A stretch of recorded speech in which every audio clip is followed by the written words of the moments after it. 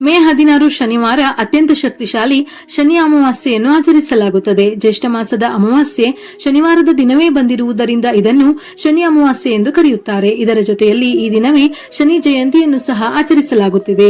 ಇವೆರಡು ಒಂದೇ ದಿನ ಬಂದಿರುವುದು ಬಹಳ ವಿಶೇಷ ಹಾಗೂ ಈ ಸಮಯದಲ್ಲಿ ಮಾಡುವ ಪೂಜೆ ಪುನಸ್ಕಾರಗಳಿಗೆ 10ರಷ್ಟು ಫಲ ಜಾಸ್ತಿ ಸಿಗುವುದರ ಜೊತೆ ಈ ದಿನ ನೀವು ಮಾಡುವ ಪೂಜೆಗಳಿಗೆ ಶಕ್ತಿ ಹಾಗೂ ಮಹತ್ವ ಕೂಡ ಜಾಸ್ತಿ ಇರುತ್ತದೆ. ಜ್ಯೇಷ್ಠ ಮಾಸದ ಅಮಾವಾಸ್ಯೆ ದಿನವೇ ಶನಿ ಜಯಂತಿ ಮತ್ತು ಶನಿ ಅಮಾವಾಸ್ಯೆ ಬಂದಿರುವುದರಿಂದ ಇದನ್ನು ಶನೈಶ್ಚರಿ ಅಮಾವಾಸ್ಯೆ ಎಂದು ಕರೆಯುತ್ತಾರೆ. ಸಾಡೆ ಸಾತಿ ಶನಿದೋಷ ನಿವಾರಣೆಗೆ ಅತ್ಯಂತ ಪ್ರಬಲವಾದ ದಿನವಾಗಿದೆ. ಸುಮಾರು 13 ವರ್ಷಗಳ ನಂತರ ಜ್ಯೇಷ್ಠ ಅಮಾವಾಸ್ಯೆಯು ಶನಿವಾರದಂದು ಬಂದಿರುವ ಅಪರೂಪದ ಸಂಯೋಗದ ಮಹಾಯೋಗವಾಗಿದೆ. ಜ್ಯೋತಿಷ್ಯದಲ್ಲಿ ಇದನ್ನು ಅತ್ಯಂತ ಶಕ್ತಿಶಾಲಿ ಮತ್ತು ಶುಭಕರವೆಂದು ಹೇಳುತ್ತಾರೆ.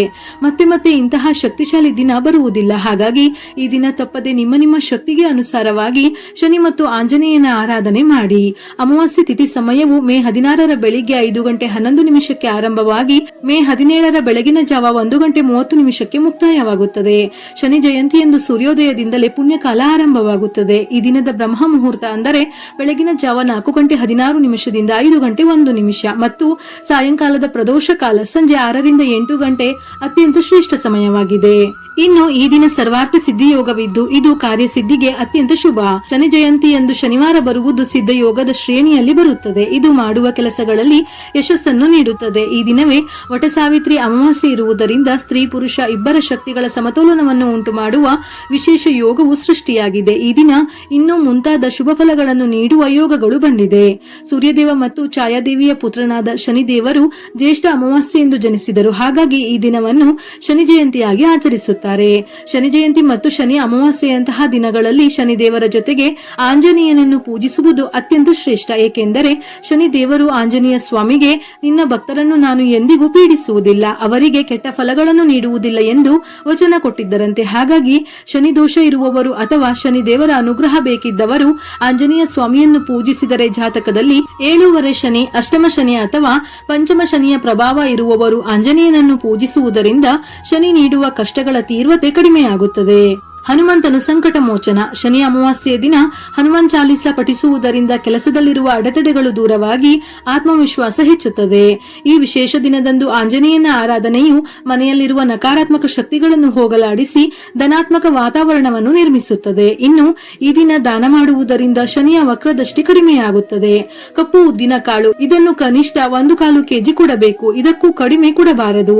1/4 ಕೆಜಿಯಿಂದ ನಿಮ್ಮ ಅನುಕೂಲಕ್ಕೆ ತಕ್ಕಷ್ಟು ಎಷ್ಟು ಬೇಕಾದರೂ ಕೊಡಬಹುದು. ಇದರ ಜೊತೆಯಲ್ಲಿ ಕಪ್ಪು ಬಟ್ಟೆ, ಉಪಯೋಗಿಸಿದ ಅಥವಾ ಹಳೆಯದಾದ ಬಟ್ಟೆಯನ್ನು ಕೊಡಬೇಡಿ. ಹೊಸದಾದ ಬಟ್ಟೆಯನ್ನು ದಾನದ ರೂಪದಲ್ಲಿ ಕೊಡುವುದು ಶ್ರೇಷ್ಠ. ಕಪ್ಪು ಬಟ್ಟೆಯನ್ನು ಕನಿಷ್ಠ 1.5 ಗಜ ಬಟ್ಟೆಯನ್ನು ಕೊಡಬೇಕು. ಇದಕ್ಕಿಂತ ಜಾಸ್ತಿಯೂ ಕೊಡಬಹುದು. ಕಪ್ಪು ಎಳ್ಳನ್ನು ಕನಿಷ್ಠ 250 ಗ್ರಾಂನಿಂದ 1 ಕೆಜಿ ವರೆಗೆ ನಿಮ್ಮ ಶಕ್ತಿಯ ಅನುಸಾರ ನೀಡಬಹುದು. ನಂತರ ಅರ್ಧ ಲೀಟರ್ ಅಥವಾ 1 ಲೀಟರ್ ಸಾಸಿವೆ ಎಣ್ಣೆಯನ್ನು ದೇವಸ್ಥಾನದಲ್ಲಿರುವ ಅರ್ಚಕರಿಗೆ ದಾನದ ರೂಪದಲ್ಲಿ ಕೊಟ್ಟು ಅವರ ಆಶೀರ್ವಾದ ಪಡೆದರೆ ಶ್ರೇಷ್ಠ. ದಾನವನ್ನು ಕೊಡುವ ಮೊದಲು ಸಂಕಲ್ಪ ಮಾಡಿ ಕೊಡುವುದು ಬಹಳ ಮುಖ್ಯ.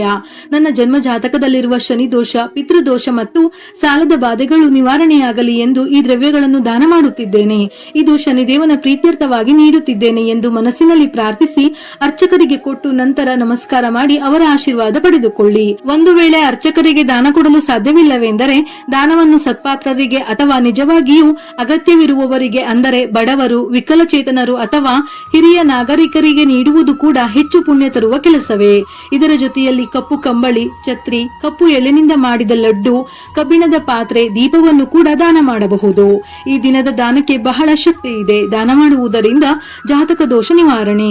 ಸಾಡೆ ಸಾತಿ, ಅಷ್ಟಮ ಶನಿ ಅಥವಾ ಪಂಚಮ ಶನಿ ಇರುವವರಿಗೆ ಶನಿದೇವನ ವಕ್ರದೃಷ್ಟಿ ಕಡಿಮೆಯಾಗಿ ಕೆಲಸಗಳಲ್ಲಿ ಯಶಸ್ಸು ಸಿಗುತ್ತದೆ. ಸಾಲಬಾಧೆಯಿಂದ ಮುಕ್ತಿ. ಕಬ್ಬಿಣದ ಅಂಶವಿರುವ ಕಾಳು ಮತ್ತು ಎಣ್ಣೆ ದಾನ ಮಾಡುವುದರಿಂದ ಆರ್ಥಿಕ ಸಂಕಷ್ಟಗಳು ದೂರವಾಗಿ ಸಾಲದ ಹೊರೆ ಕಡಿಮೆಯಾಗುತ್ತದೆ. ಅಪಮೃತ್ಯು ಭಯ ನಿವಾರಣೆ. ಶನಿದೇವನು ಆಯುಷ್ಯಕಾರಕ. ಈ ದಾನ ಮಾಡುವುದರಿಂದ ಆಕಸ್ಮಿಕ ಅಪಘಾತಗಳು ಅಥವಾ ಅನಾರೋಗ್ಯದ ಭಯ ದೂರವಾಗುತ್ತದೆ. ಪಿತೃಗಳ ಆಶೀರ್ವಾದ. ಅಮಾವಾಸ್ಯೆಯಂದು ದಾನ ಮಾಡುವುದು ಪಿತೃ ದೇವತೆಗಳಿಗೆ ತೃಪ್ತಿ ನೀಡುತ್ತದೆ. ಇದರಿಂದ ಮನೆಯಲ್ಲಿರುವ ಪಿತೃ ದೋಷ ನಿವಾರಣೆಯಾಗಿ ಸಂತಾನ ಭಾಗ್ಯ ಮತ್ತು ಮನೆಯಲ್ಲಿ ನೆಮ್ಮದಿ ನೆಲೆಸುತ್ತದೆ. ಸಮೃದ್ಧಿ. ದಾನ ತೆಗೆದುಕೊಂಡವರು ಮನಸ್ಫೂರ್ತಿಯಾಗಿ ಹಾರೈಸುವುದರಿಂದ ಅವರ ಆಶೀರ್ವಾದವು ನಿಮ್ಮ ಮನೆಯಲ್ಲಿ ಸಂಪತ್ತು ಮತ್ತು ಧಾನ್ಯದ ವೃದ್ಧಿಗೆ ಕಾರಣವಾಗುತ್ತದೆ. ಶನಿ ಅಮಾವಾಸ್ಯೆಯಂದು ಮನೆಯ ಮುಖ್ಯ ದ್ವಾರಕ್ಕೆ ಕಪ್ಪು ಕುದುರೆ ಲಾಳವನ್ನು ಯು ಆಕಾರದಲ್ಲಿ ಕಟ್ಟಿದರೆ ಅತ್ಯಂತ ಶುಭ. ಇದು ದೃಷ್ಟಿದೋಷ ಮತ್ತು ನೆಗೆಟಿವ್ ಎನರ್ಜಿಯನ್ನು ತಡೆಯುತ್ತದೆ. ಅಶ್ವತ್ಥ ಮರದ ಕೆಳಗೆ ಸಾಸಿವೆ ಎಣ್ಣೆಯ ದೀಪ ಹಚ್ಚಿ 7 ಬಾರಿ ಪ್ರದಕ್ಷಿಣೆ ಹಾಕಿ. ಉದ್ಯೋಗದಲ್ಲಿ ತೊಂದರೆ ಇದ್ದರೆ ಹನುಮಾನ್ ಚಾಲಿಸವನ್ನು 7 ಬಾರಿ ಪಠಿಸಿ.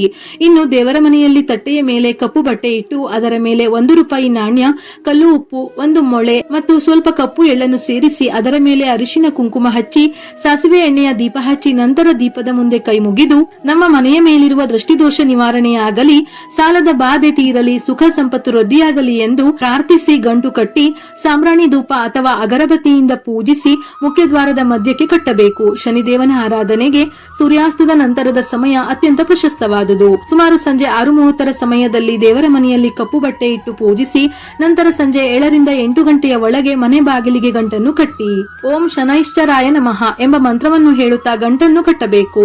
ಈ ಮನೆಯ ರಕ್ಷಣೆಯ ಜವಾಬ್ದಾರಿ ನಿನ್ನದು ಎಂದು ಪ್ರಾರ್ಥಿಸಿ ಗಂಟು ಕಟ್ಟಬೇಕು. ಈ ಗಂಟನ್ನು ಮತ್ತೆ ಮುಂದಿನ ವರ್ಷ ಅಮಾವಾಸ್ಯೆ ಅಥವಾ ಶನಿ ಜಯಂತಿಯ ದಿನ ಬದಲಾಯಿಸಬಹುದು ಅಥವಾ ತುಂಬಾ ಹಳೆಯದಾದರೆ ಶನಿವಾರ ಅಥವಾ ಅಮಾವಾಸ್ಯೆಯ ದಿನ ಮನೆಯ ಹೊರಗಿನಿಂದ ಗಂಟನ್ನು ತೆಗೆದು ಹೇಗಿದೆಯೋ ಹಾಗೆ ಯಾರೂ ತುಳಿಯದ ಜಾಗದಲ್ಲಿ ಒಂದು ಸಣ್ಣ ಗುಂಡಿ ತೆಗೆದು ಮಣ್ಣಿನೊಳಗೆ ಹೂತು ಹಾಕಿ ಮನೆಗೆ ಬಂದು ಕೈಕಾಲು ತೊಳೆದು ನಂತರ ಮೊದಲೇ ದೇವರ ಮನೆಯಲ್ಲಿ ಪೂಜಿಸಿಟ್ಟಿರುವ ಹೊಸ ಗಂಟನ್ನು ಕಟ್ಟಬೇಕು.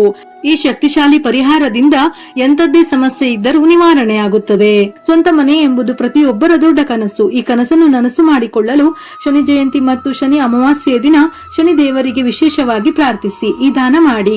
ಶನಿ ದೇವನು ಸ್ಥಿರ ಆಸ್ತಿ ಮತ್ತು ಭೂಮಿಗೆ ಅಧಿಪತಿಯಾದ ಗ್ರಹಗಳಲ್ಲಿ ಒಬ್ಬನು. ಈ ದಿನ ಬಡವರಿಗೆ ಅಥವಾ ಅಗತ್ಯವಿರುವವರಿಗೆ ಕಬ್ಬಿಣದ ಬಾಂಡ್ಲಿ ಅಥವಾ ಕಬ್ಬಿಣದ ವಸ್ತುಗಳನ್ನು ದಾನ ಮಾಡಿ. ಇದು ಭೂಮಿಗೆ ಸಂಬಂಧಿಸಿದ ದೋಷಗಳನ್ನು ನಿವಾರಿಸಲು ಸಹಾಯ ಮಾಡುತ್ತದೆ ಹಾಗೂ ಮನೆ ಕಟ್ಟಿಸಲು ಅಡೆತಡೆಗಳು ನಿವಾರಣೆಯಾಗಲಿ ಅಥವಾ ಮನೆ ಕಟ್ಟಿಸಲು ಆರ್ಥಿಕವಾಗಿ ಅಂದರೆ ಹಣಕಾಸಿನ ವಿಷಯದಲ್ಲಿ ಒಳ್ಳೆಯದಾಗಲಿ ಎಂದು ಪ್ರಾರ್ಥಿಸಿ ದಾನ ಮಾಡಿ. ಇನ್ನು ಈ ದಿನ ಕಪ್ಪು ಕುದುರೆ ಲಾಳ ಮತ್ತು ಶಮಿ ಗಿಡವನ್ನು ತಂದು ಮನೆಯ ಈಶಾನ್ಯ ಅಥವಾ ಉತ್ತರ ದಿಕ್ಕಿನಲ್ಲಿ ನೆಟ್ಟರೆ ಸಂಪತ್ತು ವೃದ್ಧಿಯಾಗುತ್ತದೆ. ನವಿಲುಗರಿಯನ್ನು ಖರೀದಿಸಿದರೆ ನೆಗೆಟಿವ್ ಎನರ್ಜಿಯನ್ನು ಹೋಗಲಾಡಿಸುತ್ತದೆ. ಈ ಮೇಲೆ ಹೇಳಿದ ವಸ್ತುಗಳನ್ನು ಖರೀದಿಸಿದರೆ ಶುಭ ಫಲಗಳು ಲಭಿಸುತ್ತದೆ. ಈ ಅಪರೂಪದ ದಿನದಂದು ಶನಿದೇವರಿಗೆ ಸಾಸಿವೆ ಎಣ್ಣೆಯನ್ನು ಅರ್ಪಿಸುವುದು, ಶನಿ ಚಾಲಿಸ ಪಠಿಸುವುದು ಶ್ರೇಷ್ಠ. ವಿಡಿಯೋ ಇಷ್ಟ ಆಗಿದ್ದಲ್ಲಿ ಮರೆಯದೆ ಲೈಕ್ ಕೊಟ್ಟು ನಿಮ್ಮವರಿಗೆ ಶೇರ್ ಮಾಡಿ.